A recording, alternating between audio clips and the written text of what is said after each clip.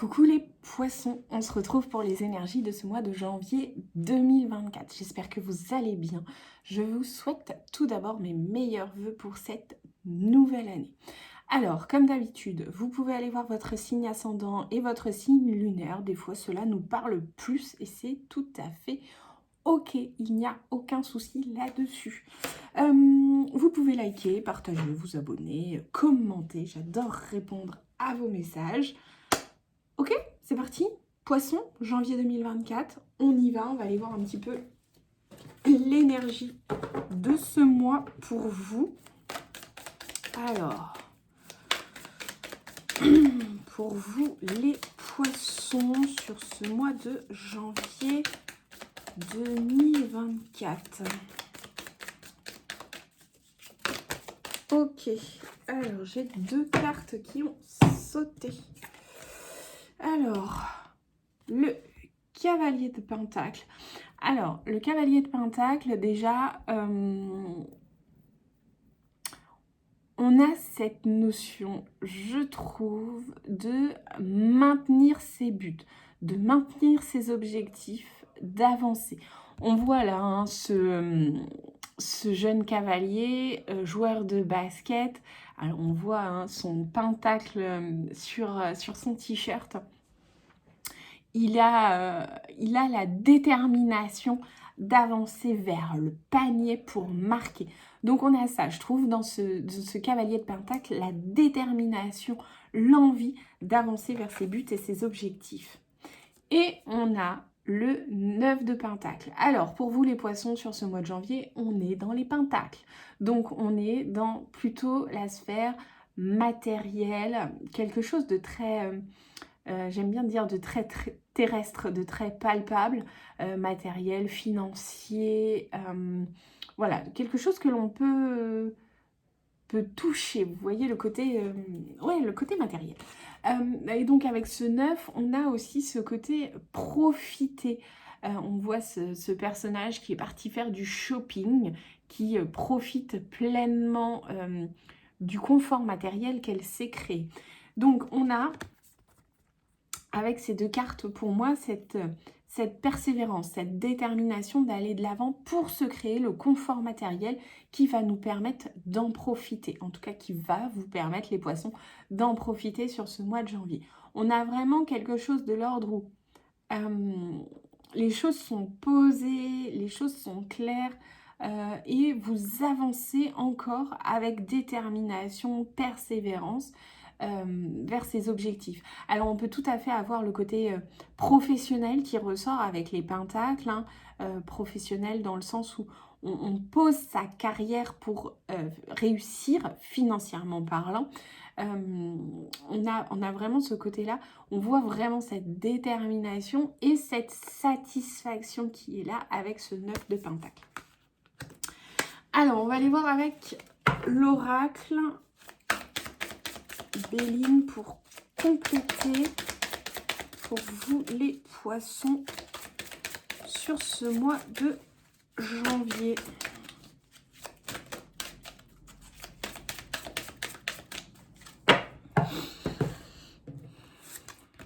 Ok, hop.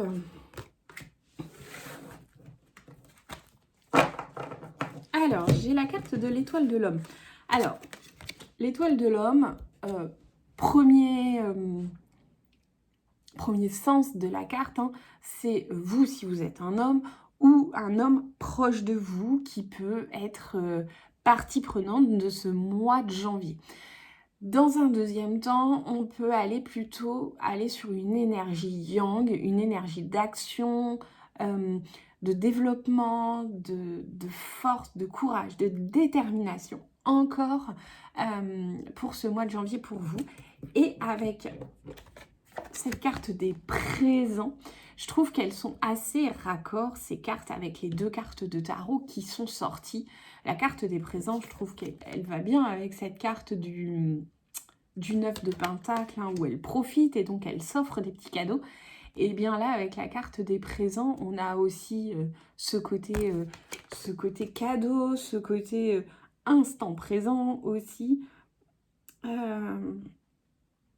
Ouais, on a aussi ce côté, je trouve, abondance là, avec tous ces diamants qui sont là. Donc on est vraiment sur cette énergie très générale de persévérance, détermination dans le confort matériel qui va vous amener sur ce mois de janvier à vous ouvrir plus, à profiter de votre confort, de vous offrir des cadeaux, etc. On peut aussi avoir tout à fait, dans un sens beaucoup plus léger, un homme qui vous offre un cadeau. Voilà. D'un côté beaucoup plus léger. Alors, cadeau, attention, hein, c'est pas forcément quelque chose de palpable pour le coup, même si je trouve que c'est assez marqué pour vous sur ce mois de janvier, les poissons, mais ça peut être aussi une attention particulière, un soutien particulier. Voilà. Ça peut être ça aussi un cadeau. En tout cas, vous pouvez être tout à fait être plus enclin aux cadeaux, aux surprises sur ce mois de janvier. Alors, c'est pas le mois de votre anniversaire, mais pourquoi pas, peut y avoir quelque chose de cet ordre-là.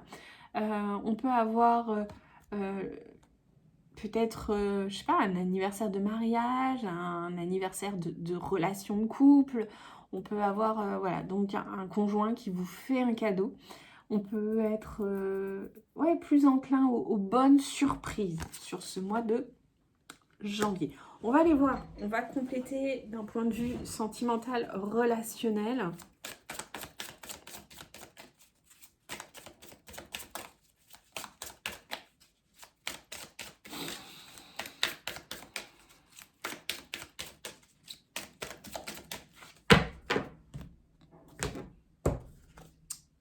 Retombée positive. Vous voyez, je vous dis, il y a quelque chose de l'ordre de la relation de couple. J'ai pensé tout à l'heure à un anniversaire de mariage, mais pourquoi pas retombée positive. Donc, d'un point de vue sentimental et relationnel, vous êtes plutôt dans un bon mood, dans une bonne situation, dans une bonne énergie. En tout cas, il y a des choses sympas qui s'offrent à vous. On a encore toutes ces petits... alors là, je ne sais pas trop ce que c'est. On peut imaginer des pétales qui tombent, mais ça me fait penser là à ces diamants aussi qui tombent. Cette pluie de diamants. Là, on a une pluie de pétales. Donc, on a vraiment ce côté très sympathique. C'est une carte 6. Alors, il peut y avoir aussi une notion très famille dans ces retombées positives. Pourquoi pas des relations familiales plus intenses sur ce mois de janvier. Peut-être des événements plus familiaux, des retrouvailles familiales. Voilà. On a ce côté émotionnel, sentimental, plus... En tout cas, vous êtes dans une bonne énergie d'un point de vue sentimental et relationnel. Alors effectivement, si vous cherchez... si vous cherchez l'amour, si vous cherchez à sortir du célibat, pourquoi pas, vous êtes dans une bonne énergie, donc je vous conseille d'en profiter. Si vous débutez une relation, elle me semble être dans une bonne énergie aussi. Donc ça me semble pas mal du tout. C'est peut-être le mois pour un dîner en amoureux.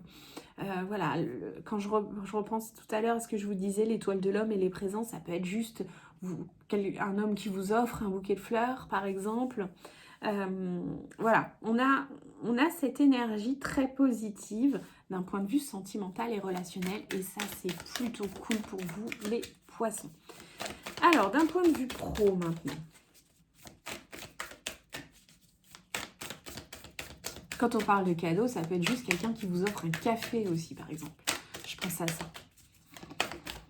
C'est savoir profiter, en fait, de tous ces petits cadeaux de la vie, en fait.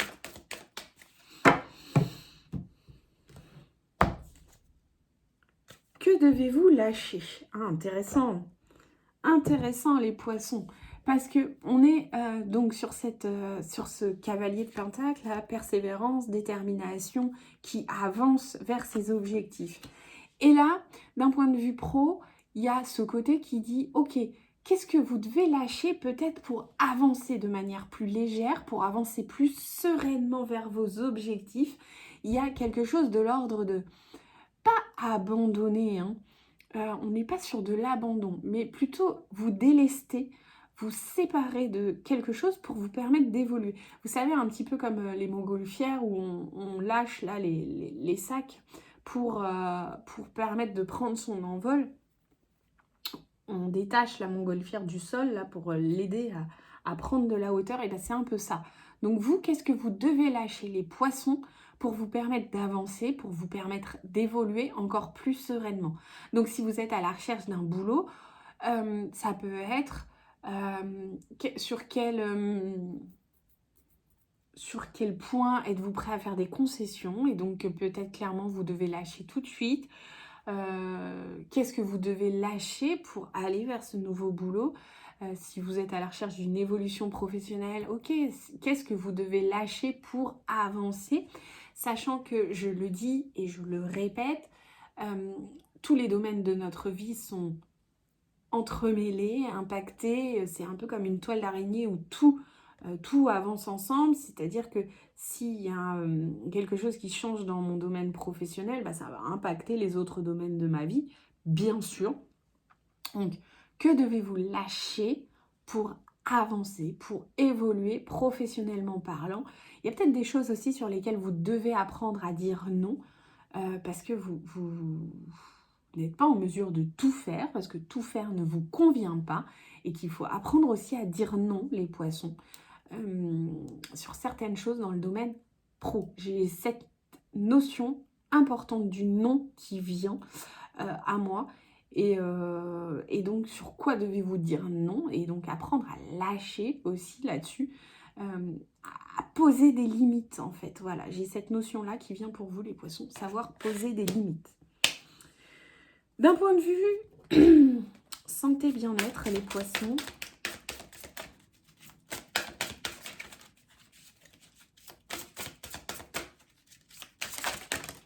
ok. Alors, chakra de la gorge et chakra du cœur. Alors, donc, chakra de la gorge, voilà, ici. Si vous rencontrez des problématiques en lien avec la gorge, alors ça peut être mal de gorge, laryngite, enfin, vous voyez les choses comme ça, des difficultés à vous exprimer, qu'est-ce que vous n'arrivez pas à dire, hein? On revient sur poser des limites peut-être, qu'est-ce que vous n'arrivez pas à dire, qu'est-ce qui bloque là, qu'est-ce qui vous bloque au niveau de la gorge. Essayez de faire le point si ça revient vers vous, de ce que vous n'avez pas osé dire avant, de ce que vous n'avez pas... Oui, voilà, c'est ça, oser dire. C'est un problème de communication, le chakra de la gorge. Et j'ai avec le chakra du cœur, donc qui est beaucoup plus ici. Alors, chakra du cœur, c'est tout ce qui concerne l'amour, mais l'amour de manière inconditionnelle, c'est aimer et être aimé. Donc, comment vous pouvez le travailler aussi? Qu'est-ce que ça vous évoque? Je ne suis pas une experte en chakra, donc je vous laisse aller creuser un petit peu plus ces chakras-là, chakra de la gorge et chakra du cœur, pour savoir un peu plus ce que ça vient vous dire, les poissons. Ok, je termine avec un message pour vous. Ok, hop, il y a une carte qui s'est retournée. Apprentissage. Chaque expérience est utile, alors relativise tes échecs. Sur le théâtre de la vie, envisage-les comme des répétitions pour la grande première de ton triomphe. Je vous la relis et je termine là-dessus, les poissons, et on se retrouve le mois prochain. Chaque expérience est utile, alors relativise tes échecs. Sur le théâtre de la vie, envisage-les comme des répétitions pour la grande première de ton triomphe. Sur ce, je vous dis au mois prochain. Bye!